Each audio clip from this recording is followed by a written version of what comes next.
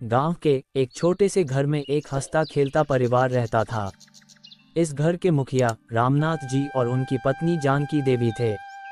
उनके दो बेटे थे, बड़ा बेटा मोहन और छोटा बेटा रवि।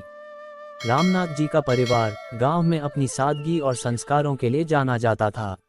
मोहन की शादी गांव के पास के ही एक दूसरे गांव की लड़की सीता से हो चुकी थी। सीता की शादी को कुछ ही महीने हुए थे और वह रामनाथ जी के घर की सबसे प्यारी सदस्य बन चुकी थी। सब उसे प्यार से प्यारी बहू कहते थे। सीता न केवल सुशील थी बल्कि समझदार और मेहनती भी थी। उसने बहुत जल्दी ही सबका दिल जीत लिया। शादी के बाद जब सीता पहली बार घर आई थी तो उसके मन में डर था कि ससुराल वाले उसे कैसे अपनाएंगे। वह नए घर की नई जिम्मेदारियों को लेकर चिंतित थी। उसे लग रहा था कि क्या वह परिवार की अपेक्षाओं पर खरी उतर पाएगी। लेकिन उसकी सारी चिंताएं तब खत्म हो गईं जब जानकी देवी ने उसे अपने घर में खुले दिल से स्वागत किया। जानकी देवी ने कहा, बेटी, अब ये घर तुम्हारा है। यहाँ तुम्हें किसी भी चीज़ की चिंता करने की ज़रूरत नहीं। हम सब तुम्हें अपनी बेटी की तरह मानते हैं। सीता को इस बात से बहुत सुकून मिला। उसने देखा कि उसका नया परिवार बहुत ही सरल और प्यारा है। उसने धीरे धीरे घर के कामों की जिम्मेदारी संभालनी शुरू कर दी। जानकी देवी ने उसे हर चीज़ सिखाई, घर के रिवाजों से लेकर खेतों के काम तक। सीता बहुत मेहनती थी। सुबह सुबह उठकर वह पूरे घर का काम करती, फिर जानकी देवी के साथ खेतों में जाती।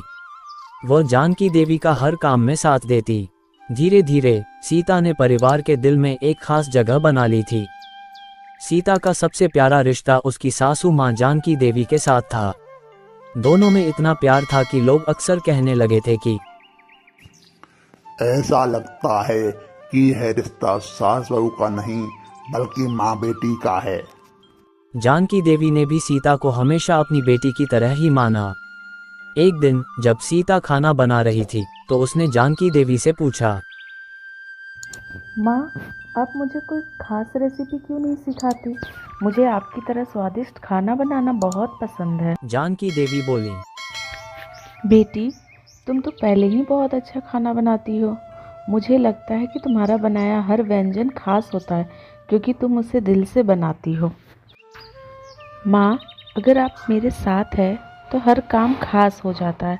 आपने मुझे इस घर में इतनी सहजता से स्वीकार किया, इसके लिए मैं हमेशा आभारी रहूंगी। इस तरह की बातें और आपसी समझ उनके रिश्ते को और भी मजबूत बनाती जा रही थीं। गांव की बाकी महिलाएं भी सीता और जानकी देवी के रिश्ते को देखकर प्रभावित होती थीं।